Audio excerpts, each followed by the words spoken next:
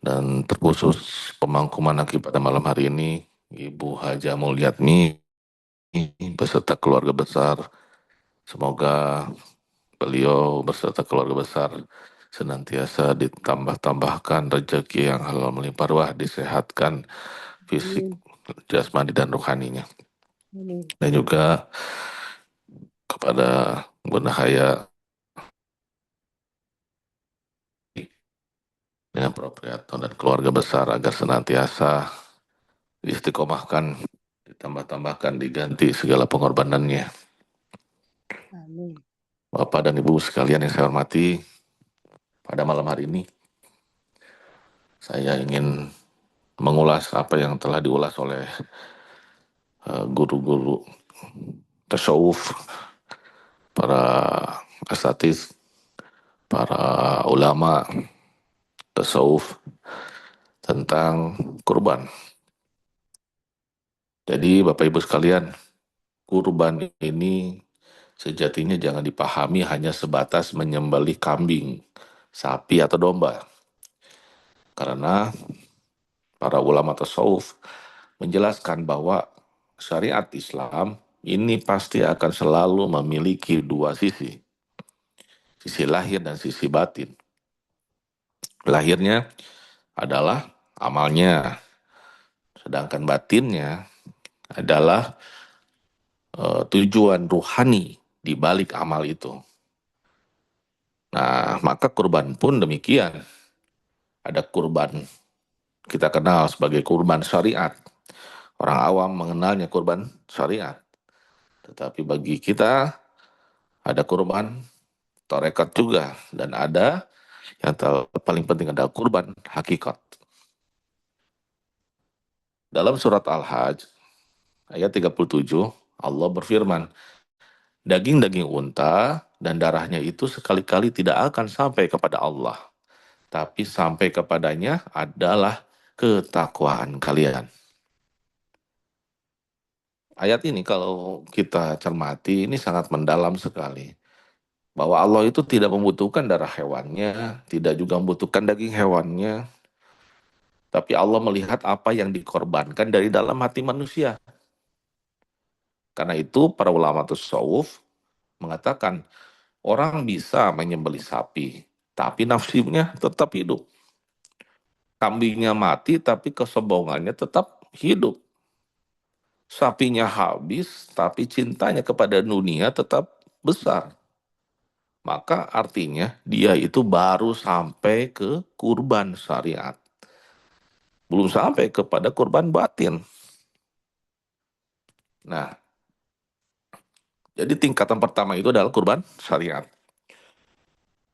Kurban syariat itu ya menyembelih hewan ternak sebagai ibadah lahiriah mengikuti perintah Allah saja. Dan juga tentu sunnah Nabi Muhammad yang mengikuti sunnah Nabi Ibrahim. Nah ini tetap wajib dijaga. Jangan sampai hanya cukup dengan makna batin lalu meninggalkan syariat. Nah, karena apa? Karena tasawuf yang benar itu dia tidak pernah meninggalkan fikihnya. Jadi kurban syariat itu juga tetap penting. Nabi juga tetap penyembelih kurban juga. Jadi menyembelih hewan itu bagi Nabi Muhammad itu adalah sebuah syiar yang agung. Nabi Ibrahim juga diperintah menyembelih Ismail, secara lahiriahnya dampaknya seperti menyembelih anak manusia. Tapi hakikatnya Allah sedang menguji siapa yang paling dicintai oleh Ibrahim. Apakah Allah ataukah anak? Nah, karena itu kurban syariat ini justru mendidik manusia agar rela berkorban demi Allah. Mengeluarkan harta, menahan kebutuhan yang lain, menahan cinta dunia, melatih keikhlasan. Bahkan orang dipaksa, merasa terpaksa untuk mengeluarkan uang untuk membeli kurban, sedangkan jatah rokok dia selama setahun sudah melebihi satu sapi. Dan itu keluarnya mengeluarkan biaya untuk rokok itu sangat mudah sekali, sangat ringan sekali. Nah, inilah yang dilatih pada kurban syariat. Jadi justru ini adalah pintu awal dalam perjalanan ruhani seorang muslim. Nah, tapi kalau kita belajar tasawuf, maka tidak bisa hanya sampai di sini saja.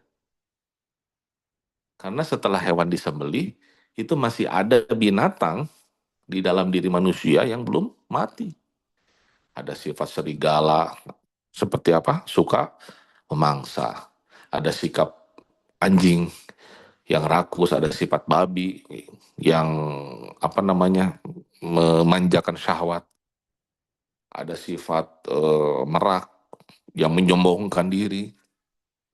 Ada sifat ular yang dengki. Maka masuklah kita ke dalam tingkatan kedua, yaitu kurban tarekat. Nah, apa itu korban tarekat? Korban tarekat itu adalah menyembeli sifat-sifat kebinatangan dalam diri. Nah, inilah jihad terbesar itu ini. Yang dikatakan oleh Nabi, kita pulang dari jihad kecil menuju jihad besar. Nah, para ulama menjelaskan maksudnya bahwa ini adalah jihad melawan hawa nafsu. Jadi walaupun sanad hadis ini diperselisihkan, ya, tapi maknanya ini benar sesuai dengan Al-Quran juga. Nah, Bapak dan Ibu sekalian, nafsu amarah, ya, contohnya lah, nafsu amarah. Ini adalah nafsu yang selalu mengajak ke dalam suatu keburukan. Seperti dalam surat Yusuf, ya. Sesungguhnya nafsu itu benar-benar menyuruh kepada kejahatan. Nah, karena itu di dalam tarikat ini ada yang namanya mujahadah, ada riyadhah, ada zikirnya, ada suluknya. Nah, semua itu adalah alat untuk menyembelih ego. Jadi bukan sekedar ritual saja. Zikir bukan hanya bacaan lisan saja, tetapi itu justru pisau untuk memotong hijab hati ini. Nah, dalam kitab Ihya, Imam Ghazali mengatakan bahwa hati manusia itu seperti cermin. Dosa dan hawa nafsu itu membuat cermin itu berkarat. Tapi zikir membersihkan karat itu sampai hati dia mampu memantulkan cahaya Allah.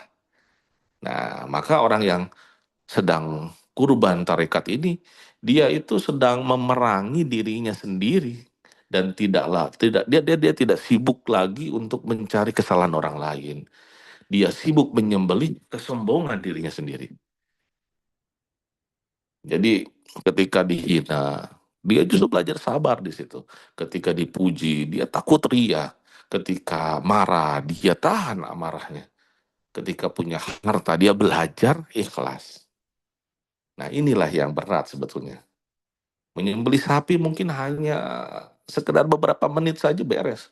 Tapi menyembelih ego ini bisa seumur hidup. Karena itu Sayyidina Umar pernah berkata bahwa hisablah dirimu sebelum kamu dihisab.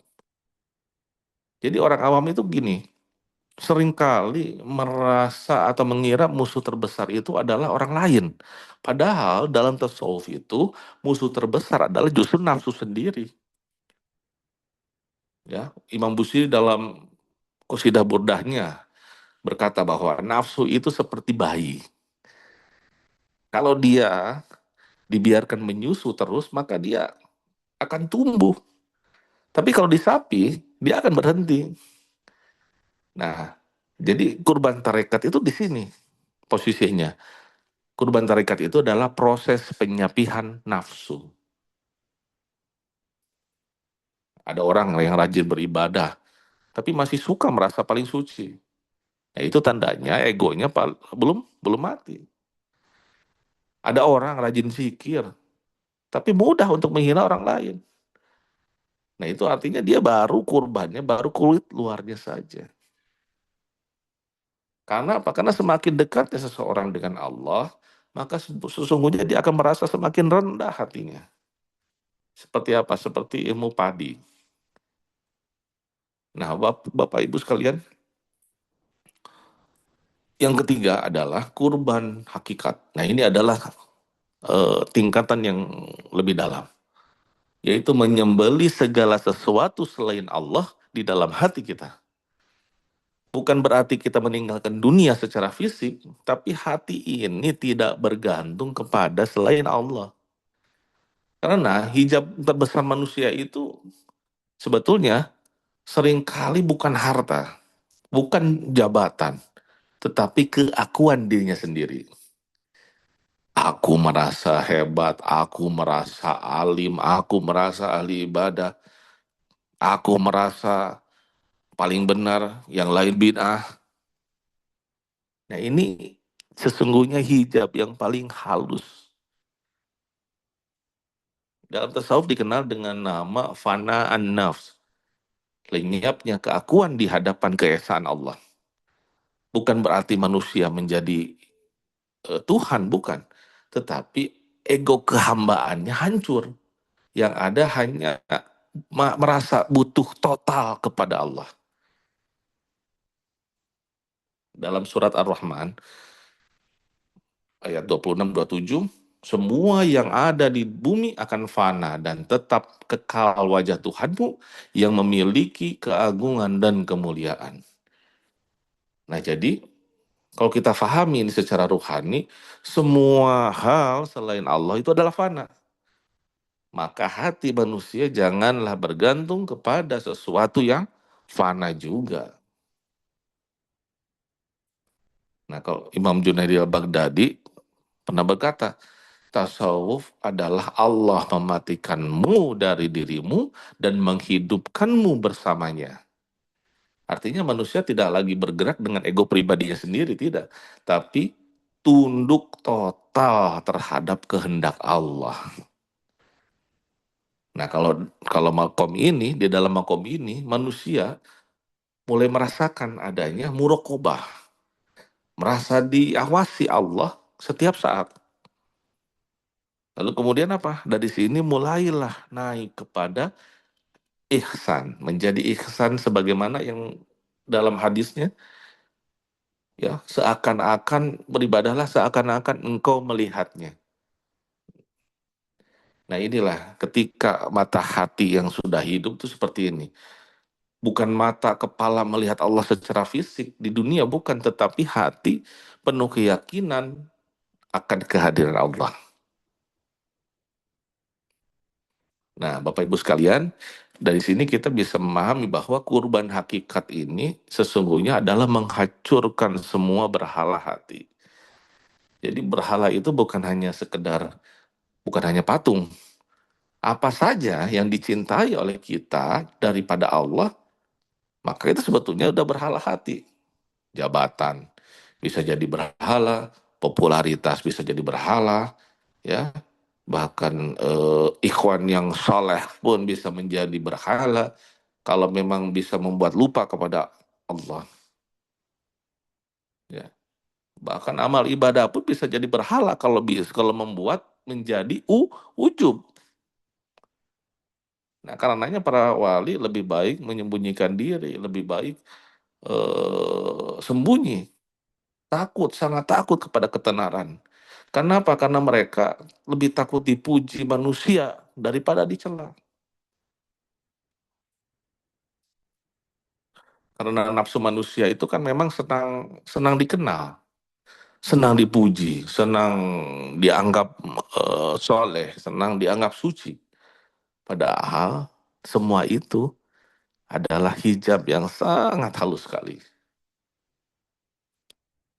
Nah, dari sini kurban hakikat mengajarkan bahwa sebagaimana doa seorang ahli suluk, ya Allah, ambil semua yang menghalangiku darimu. Jadi bukan berarti anti dunia. Nabi dan sahabat juga punya harta, punya usaha, tapi hati mereka tidak diperbudak dunia. Dunia di tangan, tetapi bukan di hati. Nah, inilah kurban sejati. Jadi ketika Ibrahim diperintah untuk menyembelih Ismail, Sesungguhnya yang disembelih itu adalah keterikatan hati. Maka setelah lulus ujiannya, Allah langsung gantikan dengan apa? Sembelihan yang lebih. Nah, karena setiap kali manusia mau sesuatu demi Allah, mengganti dengan sesuatu yang lebih baik. Bisa jadi bukan dalam bentuk materi, tapi dalam bentuk ketenangan, dalam bentuk cahaya hati, dan juga kedekatan kepada Allah. Maka Idul Adha nanti seharusnya menjadi momentum bagi kita, momentum muhasabah. Sudahkah kita menyembelih kambing ataukah menyembelih hawa nafsu? Sudahkah kita menyembelih kesombongan? Sudahkah kita menyembelih cinta dunia? Sudahkah kita menyembelih keakuan diri? Karena bisa jadi bertahun-tahun kurban, tapi hati tetap keras, lidah tetap menyakiti, mata tetap maksiat, hati tetap iri. Nah itu tandanya ruh kurban belum masuk. Semoga Allah menerima kurban lahir kita, menerima kurban batin kita, dan menuntun kita sampai kepada kurban hakikat, yaitu hati yang bersih dari selain Allah. Sekian yang bisa saya sampaikan, semoga bermanfaat. Assalamualaikum warahmatullahi wabarakatuh.